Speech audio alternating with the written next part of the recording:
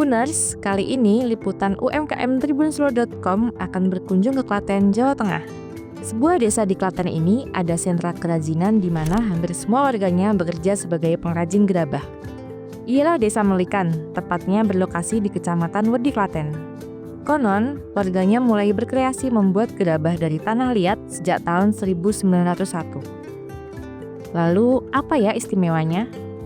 Ada satu ciri khas unik di sentra gerabah Melikan Klaten ini. Para pengrajin menggunakan alat putaran miring. Alat membuat gerabah ini sengaja didesain miring supaya para pengrajin, khususnya para ibu, bisa membuat gerabah dengan lebih nyaman. Karena keunikannya, alat ini sekarang diakui sebagai warisan budaya tak benda nasional loh. Lantas, seperti apa sih pembuatan gerabah di Desa Melikan Klaten?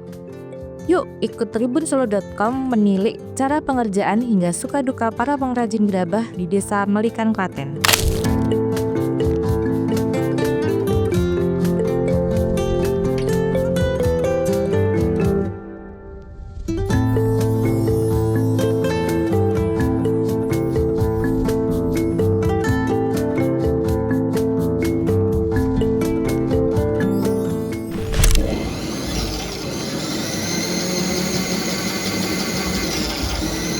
Desa Melikan yang terletak di Kecamatan Wedi, Klaten, Jawa Tengah sejak lama dikenal sebagai pusat pengrajin gerabah, terutama di Dukuh Pager Jurang. Lebih dari 200 keluarga di desa ini menekuni kerajinan gerabah secara turun-temurun. Inilah yang menjadikan Melikan sebagai salah satu sentra gerabah tradisional paling bersejarah di Indonesia. Salah satu seniman pengrajin gerabah dari ABC Art, Waris Hartono atau yang akrab dipanggil Lek Waris mengatakan, bahwa usaha gerabah sudah lama dilakukan oleh warga di Desa Melikan. Menurutnya, warga Melikan mulai membuat gerabah dari tanah liat sejak 1901.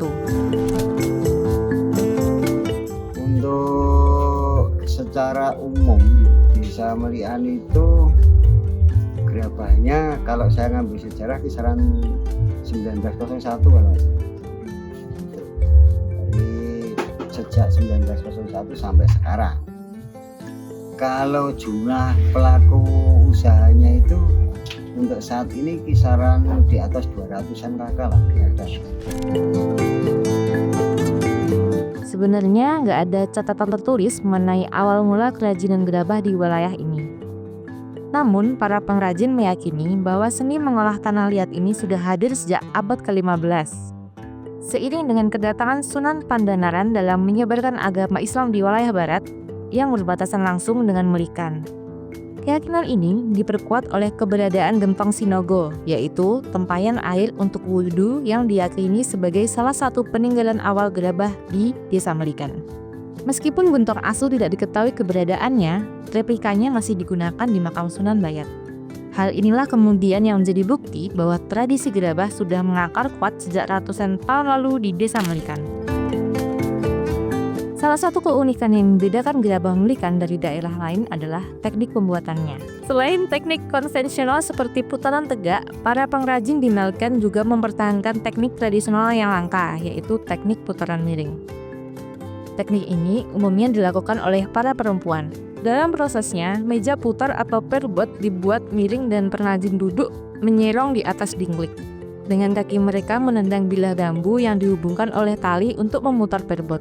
Teknik ini memungkinkan pengerjaan gerabah berukuran kecil dengan presisi dan kecepatan yang tinggi, sekaligus mencerminkan keahlian serta adaptasi terhadap alat sederhana. Untuk putaran miring itu sebenarnya alat untuk membuat gerabah, tapi didesain khusus untuk kaum ibu sebenarnya, bukan untuk umum, tapi untuk kaum ibu. Karena apa? Untuk posisinya dia dibikin miring, terus kakinya selaras, sejajar, dan lain sebagainya. Waktu itu masih mungkin itu untuk menyikapi para kaum ibu yang menggunakan jarik ataupun kebaya. Alat putaran miring saat ini sudah terdaftar menjadi warisan budaya tak benda atau WBTB nasional dari Kementerian Pendidikan Kebudayaan Riset dan Teknologi. Selain itu, alat putaran miring ini juga ditetapkan hak atas intelektual atau HAKI dari Kementerian Hukum dan HAM pada tahun 2022. Produk gerabah yang dihasilkan di Desa Melikan ini pun ada beragam macamnya loh. Pada masa lampau, gerabah yang dihasilkan cenderung monoton. Ya, seperti celengan, tempat sesaji, atau wadah sederhana lainnya. Namun, sejak tahun 1985, para pengrajin mulai mengembangkan variasi produk. Kini, mereka memproduksi kendi, pot bunga, air mancur hias, hingga ratusan desain gerabah artistik yang diminati pasar lokal maupun nasional.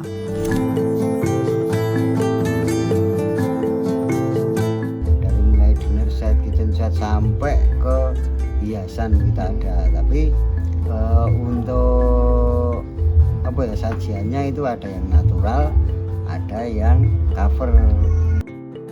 Untuk gerabah natural, biasanya gerabah polos dengan warna hitam kecoklatan sama merah terakota. Untuk natural yang hitam kecoklatan sama merah terakota itu natural. Tapi kalau yang cover itu ya painting, terus tempel-tempel kulit telur ataupun tempel pelepah dan lain sebagainya itulah. Harga gerabah dari Melikan sendiri bervariatif, mulai dari yang murah seharga ribuan hingga jutaan rupiah. Yang menarik, jika banyak usaha sempat kolaps saat pandemi melanda Indonesia pada tahun 2021 lalu, sentra gerabah di Desa Malikan ini justru menerima banyak pesanan.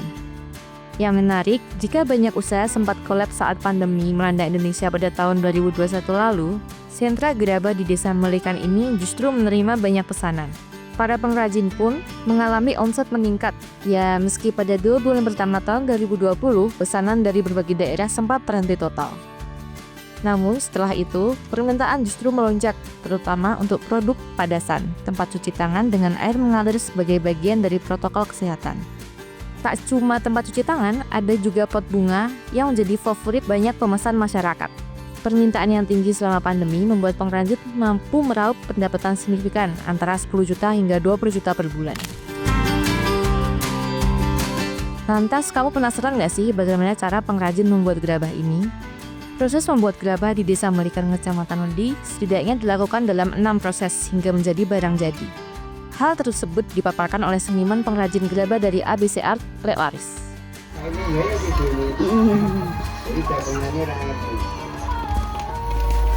Untuk prosesnya kita ada beberapa step ya. Yang pertama untuk pengadaan bahan baku. Bahan baku pembuatan gerabah menggunakan tanah liat, di mana tanah tersebut diambil dari sekitar wilayah tinggal perajin.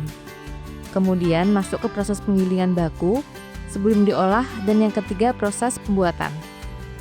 Pembuatan gerabah sendiri diolah secara tradisional, menggunakan alat putaran miring untuk gerabah ukuran di bawah 30 cm, atau menggunakan putaran tegak untuk gerabah ukuran di atas 30 cm. Keempat itu finishing awal, kelima pengeringan sedang, dalam arti bukan pengeringan total ya, setengah kering, terus balik lagi ke finishing kedua. Setelah proses sebelumnya selesai, barulah dilakukan pengeringan total dengan menggunakan tungku atau pembakaran. Selepas pembakaran, kita masuk ke finishing akhir. Sedangkan waktu pembuatan gerabah dari awal hingga selesai setidaknya memakan waktu 15-20 hari. Selain alat putaran miring konvensional, ada pula putaran miring semi modern. Alat tersebut menggunakan listrik yang dibuat sendiri oleh para pengrajin. Salah satu pengrajin yang ditemui, Dwi, menggunakan putaran miring yang menggunakan listrik setahun terakhir. Mesin tersebut dibuat oleh sang suami. Dwi lantas mengungkapkan alasannya menggunakan mesin. Kan umurnya udah tua kan mas, jadi biar agak enakan dikit. Kakinya kan sering pegel. Salah satu pengrajin, Lek Waris, mengaku sudah lama menekuni usaha kerajinan gerabah ini. Ia sendiri mendirikan rumah produksi bernama ABC Art. Waris mengaku ia memang memiliki basic senang dengan seni, sehingga ia mempunyai keinginan memadukan seni dengan gerabah. Rumah produksi gerabah ABC Art ia buat pada tahun 2015. Waris juga mengatakan motonya yakni kreatif, inovatif, dan artistik. Secara pribadi yang pasti kita turun-temurun ya mas. Ini warisan budaya kan. Kita turun-temurun, kemudian karena saya basic saya senang seni, akhirnya gimana caranya produk saya itu juga menjadi seni. Nah, ketertarikan saya untuk apa ya, dedikasi ke gerabah istilahnya kan gitu, itu melalui itu Mas. Jadi seni lah yang saya bawa ke sana, makanya gerabah saya gerabah art, khusus art. Jadi memang kita poles gerabah itu gimana caranya bisa duduk bersama dengan keramik-keramik kelas tinggi. Hingga kini, Lik Waris masih menekuni pekerjaannya sebagai pengrajin gerabah. Ada cerita menarik yang dibagikan oleh Waris. Sebelum tahun 2010, gerabah masih belum bermotif alias polosan seperti sekarang. Dirinya lalu berpikir bagaimana agar nilai gerabah yang ia buat bisa meningkat. Meski begitu, inovasi yang ia lakukan mendapat omongan yang menjatuhkan dari warga sekitar. Seperti, apa laku sih ngapain repot-repot seperti itu? Itu perlu sentuhan seni kan, dari awal saya wis punya bayangan seperti itu. Akhirnya ini loh Mas, ini saya carving, ini dengan saya ukir dan lain sebagainya. Dia belum tahu legine manisnya dari apa yang jadi produk kalau dengan sentuhan seni.